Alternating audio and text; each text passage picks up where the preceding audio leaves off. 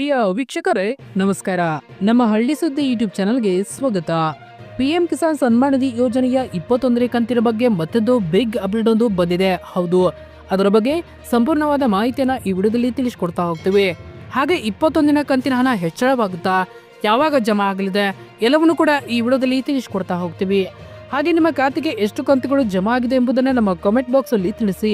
ಹಾಗೆ ನಮ್ಮ ವಿಡಿಯೋಗೆ ಒಂದು ಲೈಕ್ ಮಾಡಿ. 21ನೇ ಕಂತಿಗಾಗಿ ಕಾಯುತ್ತಿದ್ದ ಫಲಾನುಭವಿಗಳಿಗೆ ಬಿಗ್ ಶಾಕಿಂಗ್. ಹೌದು, ಇನ್ನು ಮುಂದೆ ಇಂಥವರಿಗೆ ಹಣ ಸಿಗುವುದಿಲ್ಲ. ಹೌದು, ಕೇಂದ್ರ ಸರ್ಕಾರದ ಪ್ರಧಾನ ಮಂತ್ರಿ ಕಿಸಾನ್ ಸನ್ಮಾನ್ ನಿಧಿ ಯೋಜನೆಯಡಿ ದೇಶಾದ್ಯಂತ ಲಕ್ಷಾಂತರ ರೈತರು ಆರ್ಥಿಕ ನೆರವನ್ನ ಪಡೆಯುತ್ತಿದ್ದಾರೆ. ಈ ಯೋಜನೆ ಮೂಲಕ ಅರ್ಹ ರೈತರಿಗೆ ವಾರ್ಷಿಕ 6,000 ರೂಪಾಯಿಗಳ ಆರ್ಥಿಕ ಸಹಾಯವನ್ನ 3 ಕಂತುಗಳಲ್ಲಿ ಒದಗಿಸಲಾಗುತ್ತದೆ. ಆದರೆ ಇತ್ತೀಚೆಗೆ ಕೇಂದ್ರ ಸರ್ಕಾರವು ಅಕ್ರಮ ಫಲಾನುಭವಿಗಳ ವಿರುದ್ಧ ಕಠಿಣ ಕ್ರಮ ಕೈಗೊಂಡಿದ್ದು, ಈ ಯೋಜನೆ ಕಂತುಗಳನ್ನು ತಾತ್ಕಾಲಿಕವಾಗಿ ಸ್ಥಗಿತಗೊಳಿಸಿರುವ ಬಗ್ಗೆ ರೈತರಿಗೆ ಎಚ್ಚರಿಕೆ ನೀಡಿದೆ. ಅಕ್ರಮ ಫಲಾನುಭವಿಗಳ ಮೇಲೆ ಕೇಂದ್ರದ ಕಣ್ಣು. ಹೌದು, ಪಿಎಂ ಕಿಸಾನ್ ಯೋಜನೆಯ ಲಾಭವನ್ನ ಕೇವಲ ಅರ್ಹ ರೈತರಿಗೆ ಮಾತ್ರ ಒದಗಿಸುವ ಉದ್ದೇಶದಿಂದ ಸರ್ಕಾರವು ಫಲಾನುಭವಿಗಳ ದಾಖಲಾತಿಗಳನ್ನ ಪರಿಶೀಲಿಸುವ ಕಾರ್ಯವನ್ನ ತೀವ್ರಗೊಳಿಸಿದೆ. ಕೆಲವು ವ್ಯಕ್ತಿಗಳು ತಪ್ಪು ಮಾಹಿತಿ ನೀಡಿ ಅಥವಾ ಅನರ್ಹರಾಗಿದ್ದರೂ ಈ ಯೋಜನೆ ಲಾಭ ಪಡೆಯುತ್ತಿರುವುದು ಕಂಡು ಬಂದಿದೆ. ಇಂಥ ಅಕ್ರಮ ಫಲಾನುಭವಿಗಳನ್ನ ಗುರುತಿಸಿ ಅವರಿಗೆ ನೀಡಲಾಗುತ್ತಿದ್ದ ಆರ್ಥಿಕ ನೆರವನ್ನ ತಕ್ಷಣವೇ ಸ್ಥಗಿತಗೊಳಿಸಲಾಗುತ್ತಿದೆ. ಈ ಕ್ರಮವು ಈ ಯೋಜನೆಯ ಪಾರದರ್ಶಕತೆಯನ್ನ ಖಚಿತಪಡಿಸುವ ಗುರಿಯನ್ನ ಹೊಂದಿದೆ. ರೈತರಿಗೆ ಕೇಂದ್ರದ ಎಚ್ಚರಿಕೆ. ಕೇಂದ್ರ ಸರ್ಕಾರವು ರೈತರಿಗೆ ಒಂದು ಪ್ರಮುಖ ಎಚ್ಚರಿಕೆಯನ್ನ ನೀಡಿದೆ. ಈ ಯೋಜನೆ ಲಾಭವನ್ನ ಪಡೆಯಲು ರೈತರು ತಮ್ಮ ಆಧಾರ್ ಕಾರ್ಡ್, ಬ್ಯಾಂಕ್ ಖಾತೆ ವಿವರಗಳು ಮತ್ತು ಭೂಮಿ ದಾಖಲಾತಿಗಳನ್ನು ಸರಿಯಾಗಿ ನವೀಕರಿಸಬೇಕು. ಯಾವುದೇ ತಪ್ಪು ಮಾಹಿತಿ ಅಥವಾ ಅಪೂರ್ಣ ದಾಖಲೆಗಳು ಕಂತುಗಳು ವಿತರಣೆಯಲ್ಲಿ ವಿಳಂಬಕ್ಕೆ ಕಾರಣವಾಗಬಹುದು. ಜೊತೆಗೆ ಈಗಾಗಲೇ ಆರ್ಥಿಕ ನೆರವು ಪಡೆದಿರುವ ರೈತರು ತಮ್ಮ ದಾಖಲಾತಿಗಳನ್ನು ಮತ್ತೊಮ್ಮೆ ಪರಿಶೀಲಿಸಿ ಅವು ಸರಿಯಾಗಿದೆಯಾ ಎಂದು ಖಚಿತಪಡಿಸಿಕೊಳ್ಳುವಂತೆ ಸರ್ಕಾರ ಸೂಚನೆ ನೀಡಿದೆ. 21ನೇ ಕಂತಿಗಾಗಿ ರೈತರು ಕಾತುರದಿಂದ ಕಾಯುತ್ತಿದ್ದಾರೆ. ಪಿಎಂ ಕಿಸಾನ್ ಯೋಜನೆಯ 21ನೇ ಕಂತಿನ ಆರ್ಥಿಕ ನೆರವಿಗಾಗಿ ರೈತರು ಕಾತುರದಿಂದ ಕಾಯುತ್ತಿದ್ದಾರೆ. ಈ ಕಂತಿನ ಮೊತ್ತವನ್ನ ಅರ್ಹ ರೈತರ ಬ್ಯಾಂಕ್ ಖಾತೆಗಳಿಗೆ ಶೀಘ್ರದಲ್ಲೇ ಜಮಾ ಮಾಡಲಾಗುವುದು ಎಂದು ಸರ್ಕಾರ ತಿಳಿಸಿದೆ. ಆದರೆ ಅಕ್ರಮ ಫಲಾನುಭವಿಗಳಿಗೆ ಈ ಕಂತು ತಲುಪದಂತೆ ಕಟ್ಟುನಿಟ್ಟಿನ ಕ್ರಮಗಳನ್ನು ತೆಗೆದುಕೊಳ್ಳಲಾಗಿದೆ. ರೈತರು ತಮ್ಮ ದಾಖಲಾತಿಗಳನ್ನು ಪಿಎಂ ಕಿಸಾನ್ ಪೋರ್ಟಲ್ನಲ್ಲಿ ನವೀಕರಿಸಿ ಈ ಯೋಜನೆ ಲಾಭವನ್ನು ರಹಿತವಾಗಿ ಪಡೆಯಬಹುದು. ರೈತರು ತಮ್ಮ ಪಿಎಂ ಕಿಸಾನ್ ಖಾತೆಯ ಸ್ಥಿತಿಯನ್ನು ಪರಿಶೀಲಿಸಲು ಅಧಿಕೃತ ಪಿಎಂ ಕಿಸಾನ್ ಪೋರ್ಟಲ್ಗೆ ಭೇಟಿ ನೀಡಬಹುದು. ಒಂದು ವೇಳೆ ಯಾವುದೇ ತಾಂತ್ರಿಕ ಸಮಸ್ಯೆ ಎದುರಾದರೆ ಸ್ಥಳೀಯ ಕೃಷಿ ಕಚೇರಿಗಳಲ್ಲಿ ಅಥವಾ ಪಿಎಂ ಕಿಸಾನ್ ಸಹಾಯವಾಣಿಯಲ್ಲಿ ಸಂಪರ್ಕಿಸಿ ಸಹಾಯನ ಪಡೆಯಬಹುದು. ರೈತರು ತಮ್ಮ ಪಿಎಂ ಕಿಸಾನ್ ಖಾತೆಯ ಸ್ಥಿತಿಯನ್ನ ಪರಿಶೀಲಿಸಿಕೊಳ್ಳಬೇಕು. ಅಧಿಕೃತ ಪಿಎಂ ಕಿಸಾನ್ ಪೋರ್ಟಲ್ಗೆ ಭೇಟಿ ನೀಡಬಹುದು. ಒಂದು ವೇಳೆ ಯಾವುದೇ ತಾಂತ್ರಿಕ ಸಮಸ್ಯೆ ಎದುರಾದರೆ ಸ್ಥಳೀಯ ಕೃಷಿ ಕಚೇರಿಗಳಲ್ಲಿ ಅಥವಾ ಪಿಎಂ ಕಿಸಾನ್ ಸಹಾಯವಾಣಿಯಲ್ಲಿ ಸಂಪರ್ಕಿಸಿ ಸಹಾಯವನ್ನ ಪಡೆಯಬಹುದು. ಈ ಯೋಜನೆ ಉದ್ದೇಶವು ರೈತರ ಆರ್ಥಿಕ ಸ್ಥಿತಿಯನ್ನ ಸುಧಾರಿಸುವುದಾಗಿ ಅರ್ಹ ಫಲಾನುಭವಿಗಳಿಗೆ ತಡೆರಹಿತ ಲಾಭವನ್ನು ಒದಗಿಸುವ ಗುರಿಯನ್ನ ಸರ್ಕಾರ ಹೊಂದಿದೆ. ಇನ್ನು ಪಿಎಂ ಕಿಸಾನ್ ಹಣ 10,000ಕ್ಕೆ ಏರಿಕೆ ಆಗುತ್ತಾ ಇಲ್ಲಿ ತಿಳಿದುಕೊಳ್ಳಿ. ಈ ಯೋಜನೆ ಮಾರ್ಗಸೂಚಿಗಳ ಪ್ರಕಾರ ರಾಜ್ಯ ಸರ್ಕಾರ ಮತ್ತು ಕೇಂದ್ರಾಡಳಿತ ಪ್ರದೇಶ ಆಡಳಿತದ ಮಂಡಳಿಗಳು ಫಲಾನುಭವಿಗಳನ್ನು ಆಯ್ಕೆ ಮಾಡುತ್ತವೆ. ರೈತರ ಬ್ಯಾಂಕ್ ಖಾತೆಗೆ ನೇರವಾಗಿ ಹಣ ವರ್ಗಾವಣೆ ಮಾಡಲಾಗುತ್ತದೆ. ಫೆಬ್ರವರಿ 1ರಂದು ಕೇಂದ್ರ ಸರ್ಕಾರ ವಾರ್ಷಿಕ ಬಜೆಟ್ ಮಂಡಿಸಲಿದೆ. ಈ ಹಿನ್ನೆಲೆಯಲ್ಲಿ ವಿವಿಧ ಸಂಘಟನೆಗಳು ತಮ್ಮ ಬೇಡಿಕೆಗಳನ್ನ ಸರ್ಕಾರಕ್ಕೆ ತಿಳಿಸುತ್ತವೆ. ಈಗಾಗಲೇ ಕೆಲವು ಸಂಸ್ಥೆಗಳು ಮತ್ತು ವಿವಿಧ ಕ್ಷೇತ್ರಗಳ ಪ್ರಮುಖರು ತಮ್ಮ ಶಿಫಾರಸನ್ನು ಸರ್ಕಾರಕ್ಕೆ ಸಲ್ಲಿಸಿದ್ದಾರೆ. ಈ ಪ್ರಕ್ರಿಯೆಯಲ್ಲಿ ರೈತರಿಂದ ಹಿಡಿದು ಬಡವರು, ಮಧ್ಯಮ ವರ್ಗದವರು ಕೇಂದ್ರ ಸರ್ಕಾರದ ಮೇಲೆ ಹಲವು ನಿರೀಕ್ಷೆ ಇಟ್ಟುಕೊಂಡಿದ್ದಾರೆ. ಅವರಿಗೆ ಯಾವ ರೀತಿಯ ಪ್ರೋತ್ಸಾಹ ಸಿಗುತ್ತದೆ ಎಂದು ಎದುರು ನೋಡುತ್ತಿದ್ದಾರೆ. ರೈತರಿಗೆ ಸಂಬಂಧಿಸಿದಂತೆ ಕೇಂದ್ರವು ಕಳೆದ ಕೆಲವು ವರ್ಷಗಳಿಂದ ಪಿಎಂ ಕಿಸಾನ್ ಸನ್ಮಾನ್ ನಿಧಿ ಯೋಜನೆಯ ಹೆಸರಿನಲ್ಲಿ ವಾರ್ಷಿಕ 6,000 ರೂಪಾಯಿಗಳನ್ನ ಪಾವತಿಸುತ್ತದೆ. ಒಟ್ಟು 3 ಕಂತುಗಳಲ್ಲಿ ರೈತರ ಬ್ಯಾಂಕ್ ಖಾತೆಗೆ ಜಮಾ ಮಾಡುತ್ತದೆ. 21ನೇ ಕಂತಿನ ಶೀಘ್ರದಲ್ಲೇ ಬಿಡುಗಡೆ ಆಗಲಿದೆ. ಆದರೆ ಈ ಯೋಜನೆ ಪ್ರಾರಂಭವಾದಾಗಿನಿಂದ ಹೂಡಿಕೆ ನೆರವು 6,000 ಆಗಿ ಮುಂದುವರಿಕೆ, ಹೀಗಾಗಿ ಹಣವನ್ನು ಹೆಚ್ಚಿಸಬೇಕೆಂಬ ಆಕ್ರಮ ಬಲವಾಗಿದೆ. ಈ ಬಾರಿಯ ಬಜೆಟ್ನಲ್ಲಿ ಇದು ಘೋಷಣೆ ಆಗಬಹುದು ಎಂಬ ನಿರೀಕ್ಷೆಗಳಿದ್ದವು, ಆದರೆ ಅದು ಆಗಿಲ್ಲ.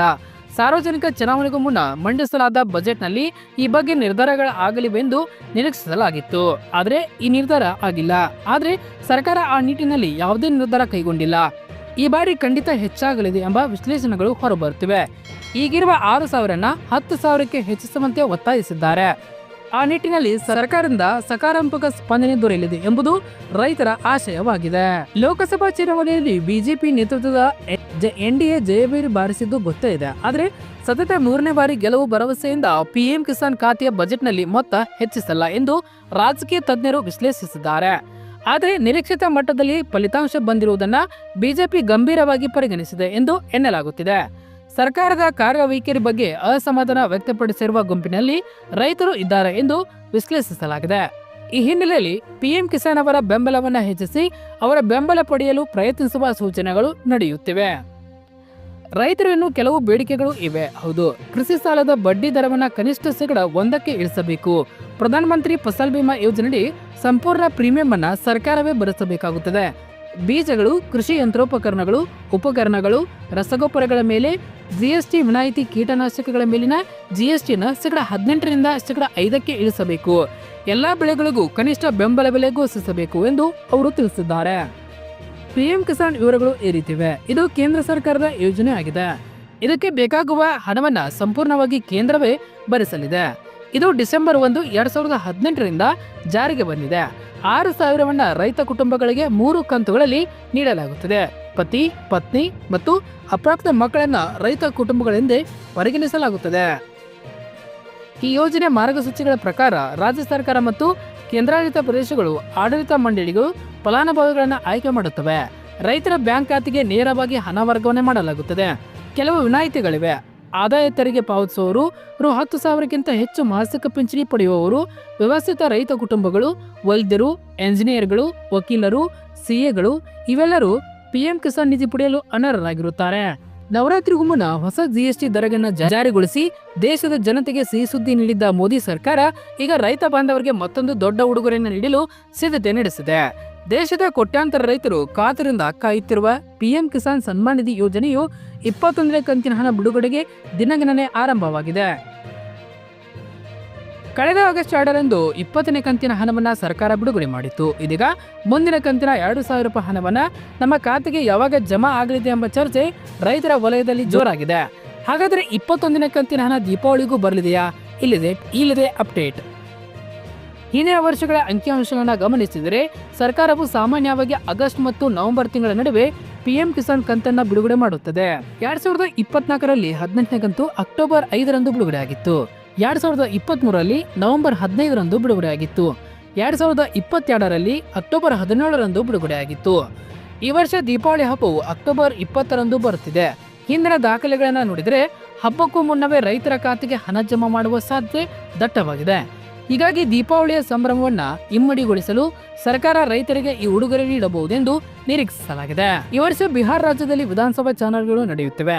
ಚುನಾವಣಾ ಆಯೋಗವು ಇದೇ ಸೆಪ್ಟೆಂಬರ್ ತಿಂಗಳ ಅಂತ್ಯದೊಳಗೆ ದಿನಾಂಕವನ್ನು ಪ್ರಕಟಿಸುವ ಸಾಧ್ಯತೆ ಇದೆ. ಒಮ್ಮೆ ಚುನಾವಣೆ ನೀತಿ ಸಂಹಿತೆ ಜಾರಿ ಬಂದರೆ ಸರ್ಕಾರ ಯಾವುದೇ ಹೊಸ ಘೋಷಣೆಯನ್ನು ಮಾಡಲು ಸಾಧ್ಯವಾಗುವುದಿಲ್ಲ. ಆದ್ದರಿಂದ ಆದಷ್ಟು ಬೇಗ ಜಮಾ ಆಗಲಿದೆ. ಈ ಕಾರಣದಿಂದ ನೀತಿ ಸಂಹಿತೆ ಜಾರಿಯಾಗುವ ಮುನ್ನವೇ ಅಂದರೆ ಅಕ್ಟೋಬರ್ ತಿಂಗಳಿನಲ್ಲಿ ಸರ್ಕಾರವು 21ನೇ ಕಂತಿನ ಹಣವನ್ನು ರೈತರ ಖಾತೆಗೆ ವರ್ಗಾಯಿಸಬಹುದು ಎಂಬ ಮಾತುಗಳು ಬಲವಾಗಿ ಕೇಳಿಬರುತ್ತಿವೆ. ಧನ್ಯವಾದಗಳು. ಇದೇ ರೀತಿ ಹೆಚ್ಚಿನ ಮಾಹಿತಿಗಾಗಿ ನಮ್ಮ ಹಳ್ಳಿ ಸುದ್ದಿ ಯೂಟ್ಯೂಬ್ ಚಾನಲ್ ಅನ್ನು ಸಬ್ಸ್ಕ್ರೈಬ್ ಆಗಿ.